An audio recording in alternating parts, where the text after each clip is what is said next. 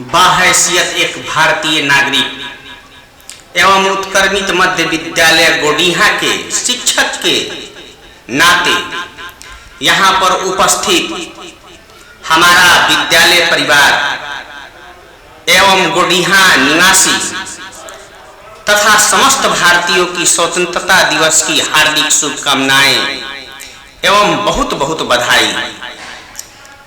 मैं आज आप सभी को भारतीय इतिहास के कुछ पन्नों से रूबरू कराना चाहता हूं, जिसमें एक नाम मेरे जेहन में हर बार गूंजती रहती है, जिनका नाम सूर्यसेन था।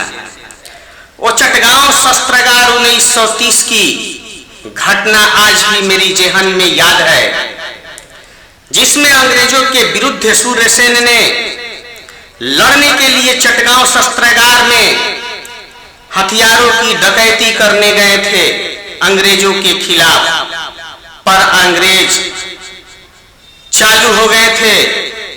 वो जान गए थे भारतीयों की हरकत को।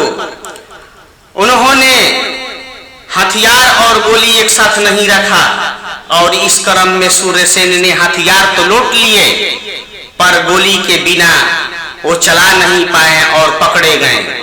अरे सूर्यसेन की मैं उस बातों को याद करता हूं कि उनसे इतने खफा थे अंग्रेज कि उनको जिंदा उनके 20 नोह को पिलास से नोच दिया गया और उन पर लाठियों की प्रहार करके बेहोश कर दिया गया। अरे जब इस जुल्म से उनकी मन नहीं भरी तो सूर्यसेन की दोनों आंखों में गर्म लोहा डाल दिया गया और जब उनकी माँ बाप भाई बहन गए उनकी लाश लेने, तो अंग्रेज की खफा सूर्यसेन से इतने खफा थे कि उनकी लाश को बंगाल के खाड़ी में फेंक दिया गया और उनके लाश को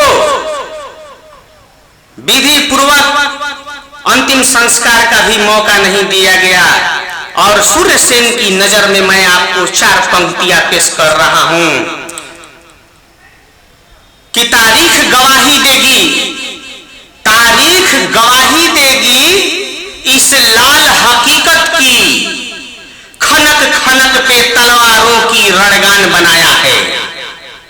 तारीख गवाही देगी इस लाल हकीकत की, खनक खनक पे तलवारों की रणगान बनाया है।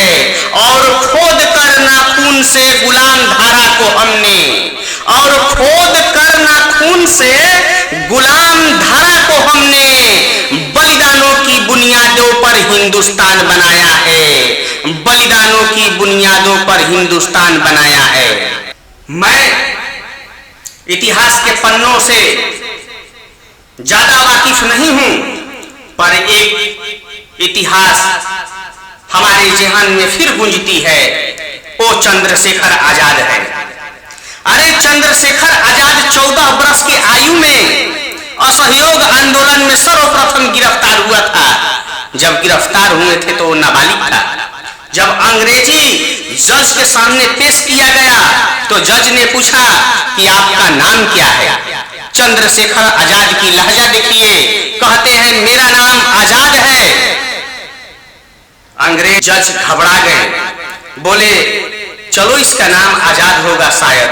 बोले आपका पिता का नाम क्या है?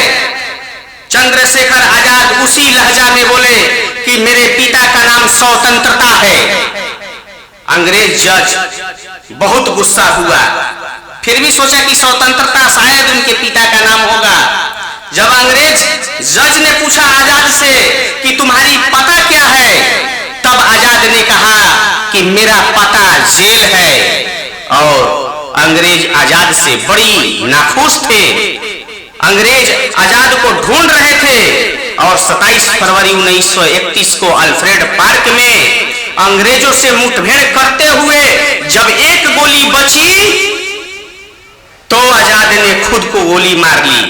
और कुछ लोग कहते हैं कि भारत 1947 में मध्य रात्रि को आजाद हो गया था, बिना खून बिना संघर्ष के।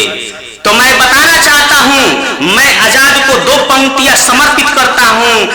ध्यान दीजिएगा कि कतरा कतरा खून दिया था, कतरा कतरा खून दिया था, दी जवानी जुनून दिया था, खड़े अंग्रेज माने नहीं तो गोलियों से भून दिया था। गोरियों के गाल नहीं थे, ना आवाज मजीरों की खनखनाहट गूंजती थी सेलुलर में जंजीरों की।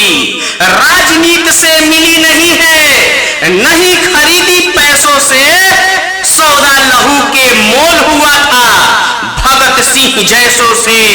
और माओ ने गोलियां खाई थी बेटे लटके फंदों पर।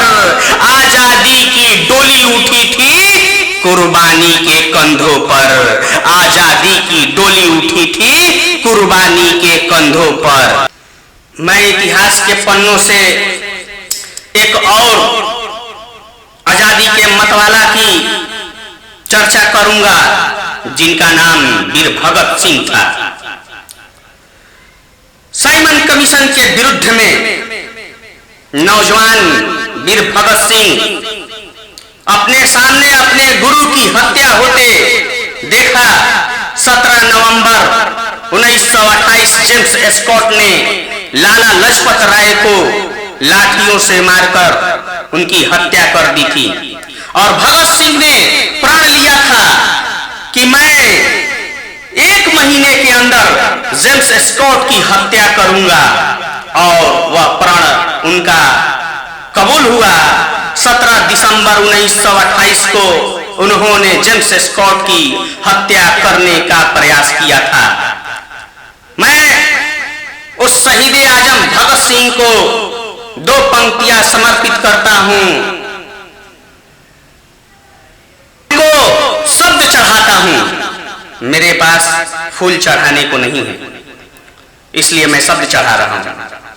मैं उनको शब्द चढ़ाता हूं, हिंद जिनकी जान था, नाम हिंदुस्तानी जिनका मजहब हिंदुस्तान था। रक्त से रंगते थे धरती को अरियों के ललकार पर, रक्त से रंगते थे धरती को अरियों के ललकार पर। जय हिंद का नारा सदा लिखा था जो जेलों में दीवार पर। जय हिंद का नारा सदा लिखा था जेलों की दीवार पर। अरे बदन पर बंदी थी बेड़िया, अरे बदन पर बंदी थी बेड़िया, दिल मगर आजाद था। और रक्त के अंतिम कतरे में भी भारत जिंदाबाद था, रक्त के अंतिम कतरों में भी भारत जिंदाबाद था। मैं मोहम्मद अफरोज उत्क्रमित मध्य विद्यालय का शिक्षक होने के नाते आप तमाम गुड़िया वासियों से अपील करता हूँ, निहोरा करता हूँ, आरजू इल्तिजा विनती याचना प्रार्थना करता हूँ कि कम से कम हम तो स्वतंत्रता सेनानियों में अपना नाम नहीं लिखा सके, पर कम से कम आपने गांव की सेवा करके, पढ़ा करके, सेवा करके हम अपने देश को आगे बढ़ाने में योगदान दें। इसलिए आप सभी से गुजारिश है कि अपने बच्चों को स्कूल में ज्यादा से ज्यादा संख्या में हर रोज विदा करें। और इसी बातों के साथ मैं अपनी वाणी को विराम देता हूं। जय हिंद, जय भारत, जय संविधान।